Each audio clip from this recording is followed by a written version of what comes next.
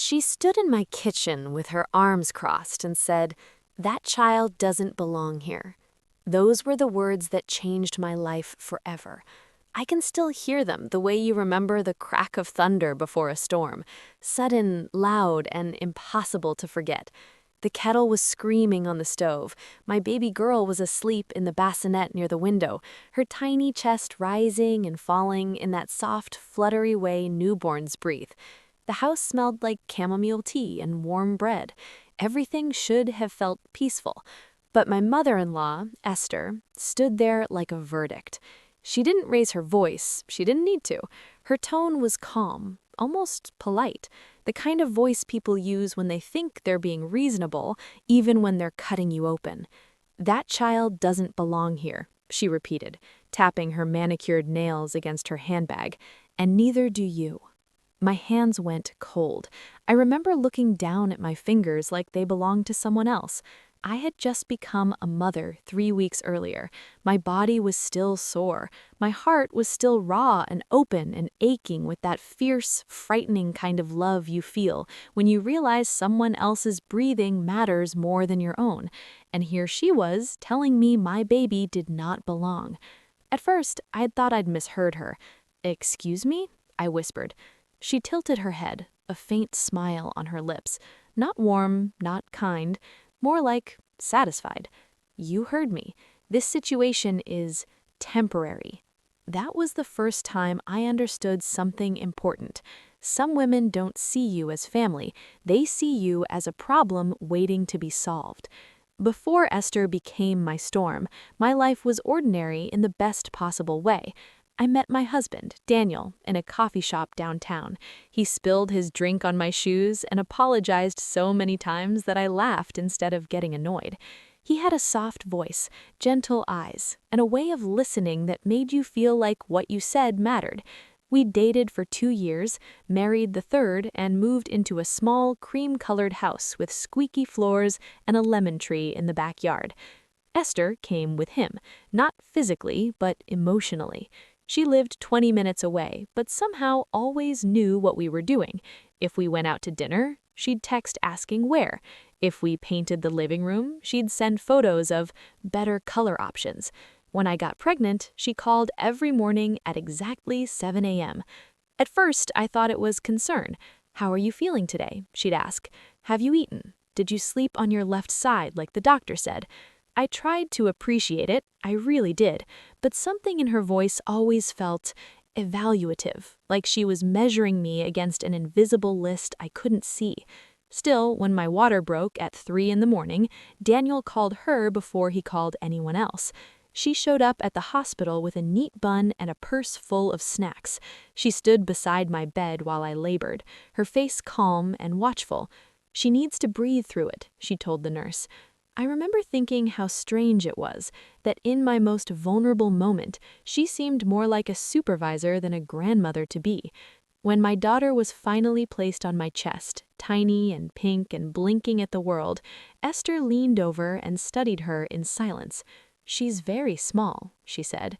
The nurse smiled, perfectly healthy. Esther nodded, but her eyes stayed narrow. From that day on, something shifted.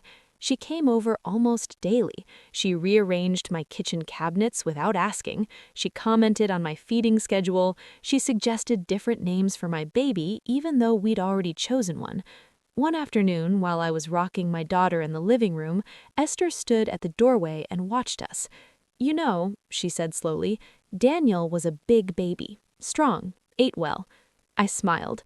"She's gaining weight right on track." Esther hummed. "We'll see." Her words felt like a quiet challenge. It started small, a sigh here, a comment there. She'd offer to hold my daughter and then whisper things I couldn't hear. Once, I walked into the nursery and found Esther gently rocking her while murmuring, "You deserve better." I told myself I was being sensitive. I was tired. Hormones were wild. New motherhood does strange things to your emotions. So I swallowed the discomfort. I smiled. I thanked her for help I didn't ask for. Until the morning she stood in my kitchen and told me my baby didn't belong. After she said it, I waited for Daniel to step in.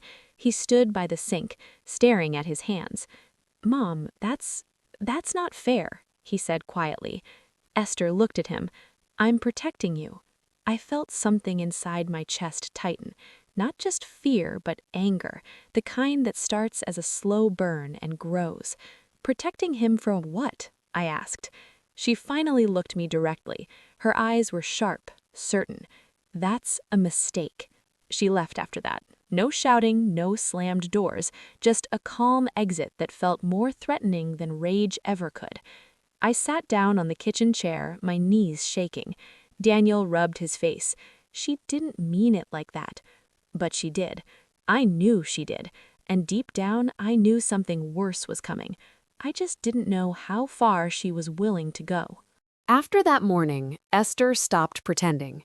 She still came over, but now her visits had an edge, like every word was part of a quiet inspection. She would pause in doorways, glance at corners of rooms, inspect the sink as if dust might explain something about my worth as a mother. "How often are you bathing her?" she asked one afternoon, lifting my daughter's tiny wrist and sniffing gently. "Every other day," I said. She replied. "In my day, babies were bathed daily. Cleanliness matters." Daniel sat at the table scrolling on his phone, pretending not to hear. She criticized the way I swaddled, the way I burped, the way I rocked. Once, she even said my voice might be too soft and that my daughter would grow up weak if I didn't speak more firmly to her. It was death by 1,000 paper cuts. And then came the questions about my past. "So," she said casually one afternoon, slicing an apple at my kitchen counter, "your parents weren't married when you were born, were they?" "No," I said slowly. "They married later."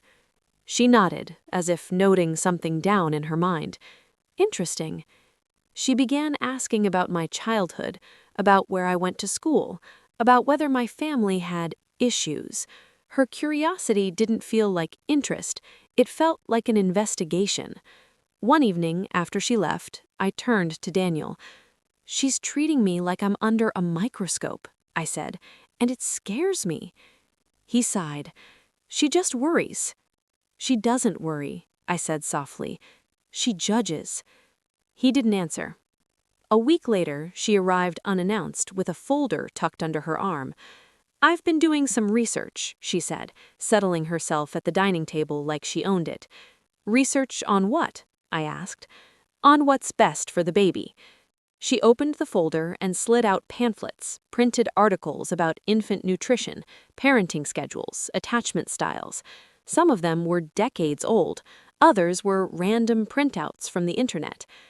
"You see," she said, pointing at a highlighted paragraph, "structure is very important in the first year. Too much emotional dependence can lead to problems." My hands curled around the edge of the table. "Are you saying I'm harming my child?"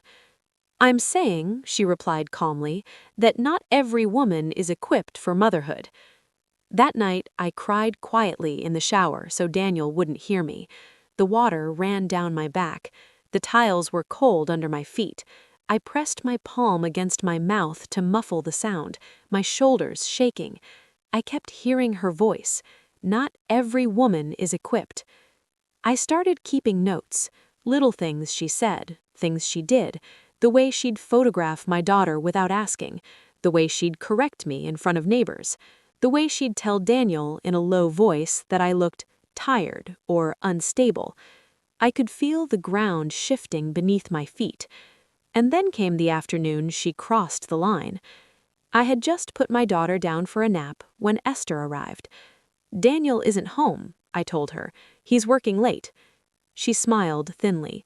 "That's fine. I came to speak with you." She sat down, folded her hands in her lap, and took a slow breath. "I've been talking to a family friend. He's a lawyer." My heart dropped. "He says that sometimes when a mother isn't in the best condition emotionally, it's kinder to the child to place them with a more stable family member." I stared at her. "What are you talking about?" I'm saying, she continued calmly, that Daniel and I are prepared to take temporary custody of the baby until you're better. My ears rang. The room felt suddenly too small. Better? I whispered. You've been overwhelmed, emotional. You don't eat properly. You cry often. She gave a sympathetic smile. Those are red flags. I had a baby 3 weeks ago. Of course I cry. She shrugged. Some women handle it better. My hands trembled. I stood up so fast the chair scraped against the floor. You are not taking my child. Her eyes hardened. We'll see. She left right after that, her heels clicking softly on the tile, like punctuation marks at the end of a sentence I never agreed to. That night, Daniel and I argued for the first time in our marriage. She's threatening to take our baby, I said through tears. She's worried about you, he insisted. She's building a case against me. He ran a hair through his head. You're overreacting. I looked at him, really looked at him, and realized something that chilled me. He wasn't on my side. Not fully. Not when it came to her. I went to bed that night holding my daughter so tightly my arms ached. Her breath warmed my collarbone. Her tiny fingers curled into my shirt. I whispered promises into her hair. And in the quiet, I made one to myself. If Esther wanted a fight, she was about to learn that mothers don't back down. I was in the kitchen warming a bottle. My daughter was fussing softly in her swing, her tiny fists curled like she was boxing the air. When I opened the door, 2 women stood on my porch. One wore a gray blazer and carried a clipboard. The other had a leather shoulder bag and eyes that scanned my hallway before I'd even spoken. "Mrs. Harris?" the woman with the clipboard asked. "Yes." "I'm with Child Protective Services." My knees weakened so suddenly I had to grab the doorframe.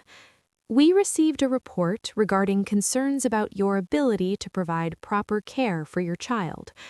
The words felt unreal, like dialogue from a show I didn't remember turning on. "May we come in?" I stepped aside in silence. They walked through my home slowly, methodically. They asked to see the nursery, the fridge, the pantry, my daughter's pediatric records, my sleeping schedule, my emotional health. Every question felt like a needle. I answered calmly because panic is what guilty people do, I reminded myself. When they left, the woman with the clipboard smiled politely. "We'll be in touch."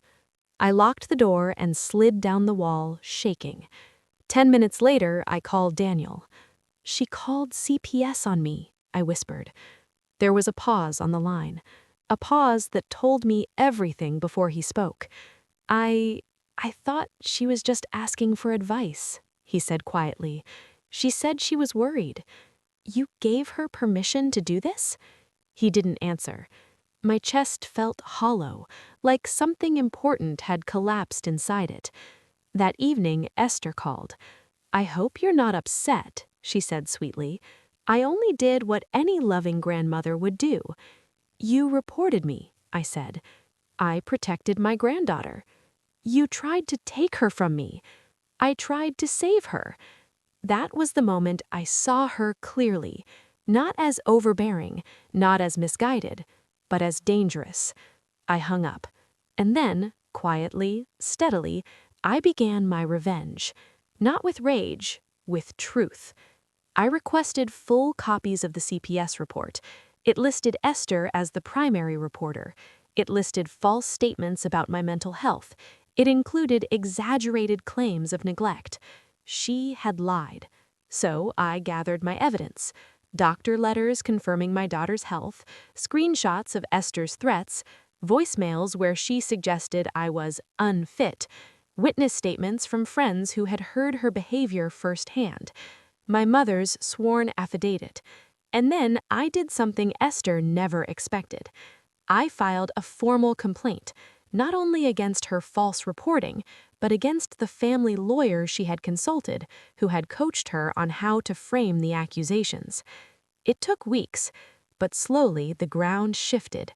CPS returned, this time apologetically. "You have an extremely strong case," the supervisor said. They closed the investigation. They flagged Esther's report as malicious. They documented her pattern of behavior. And then the consequences came.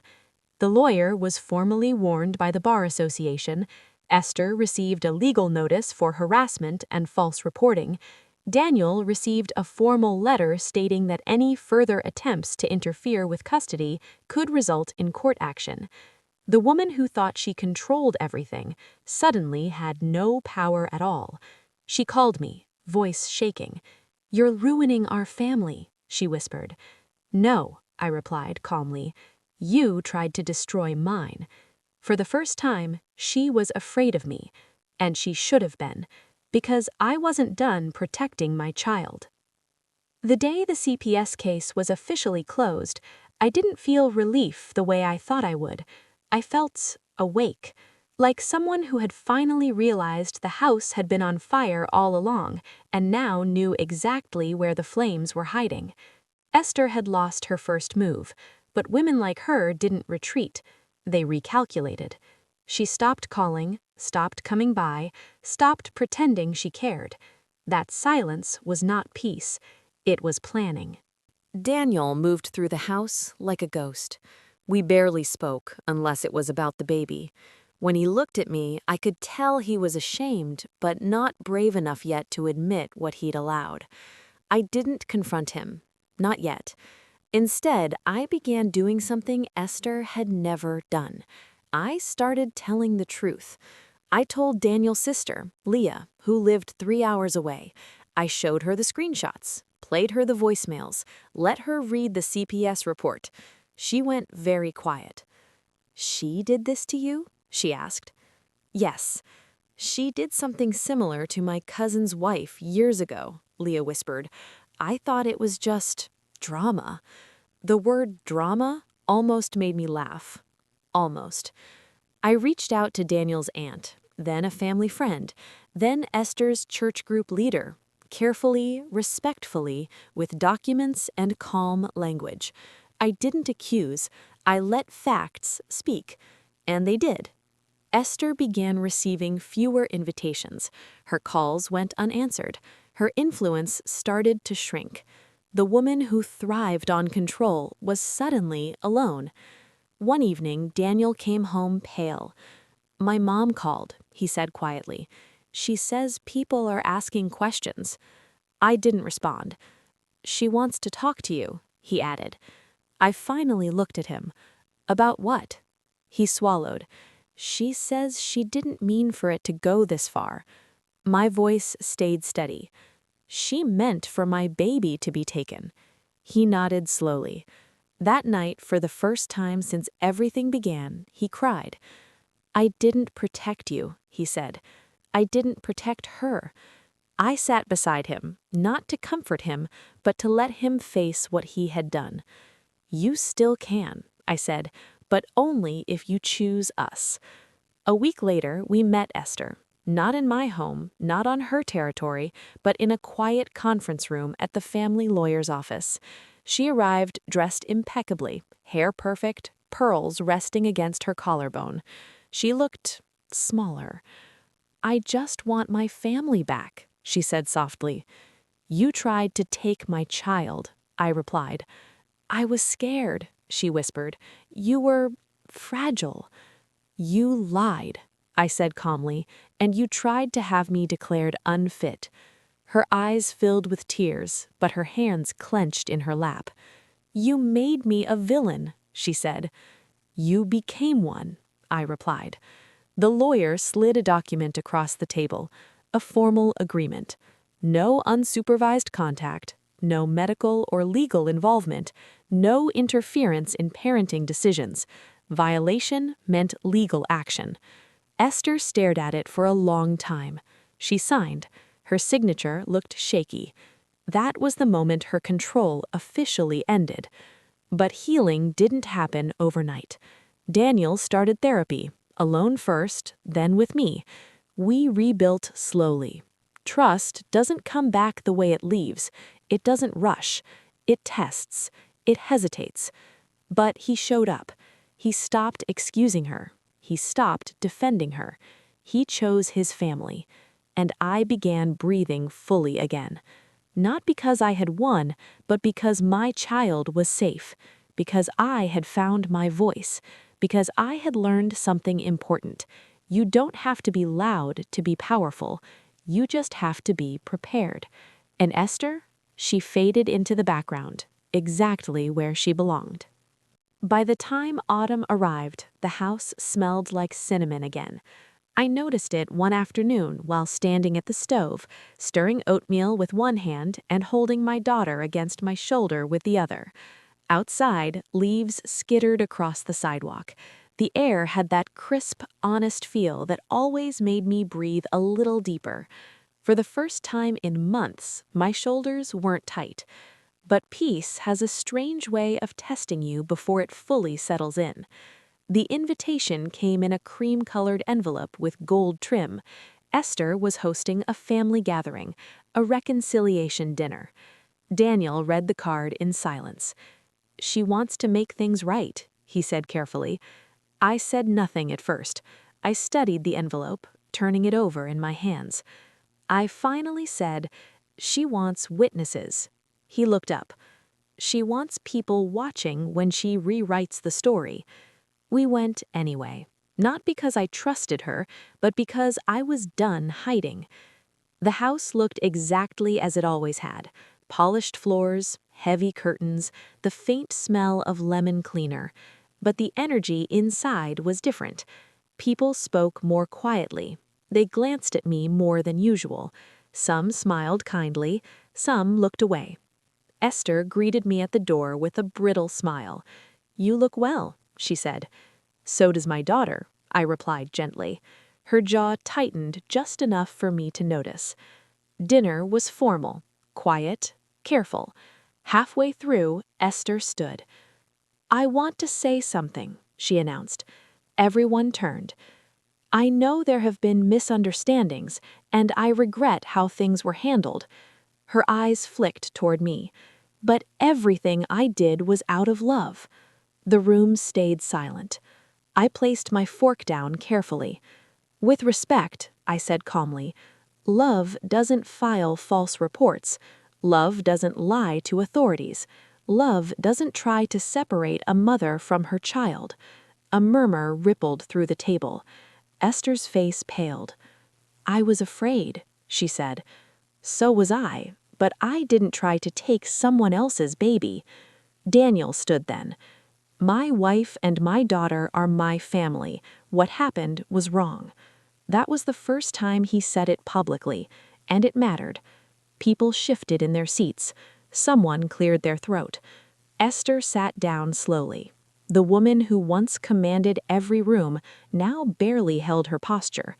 The rest of the night passed quietly. After that dinner, things changed. People began calling me directly instead of through Esther. Invitations started coming to my phone, not hers. Her influence slipped further away. The community had seen the truth, not through gossip, but through calm clarity. And Esther,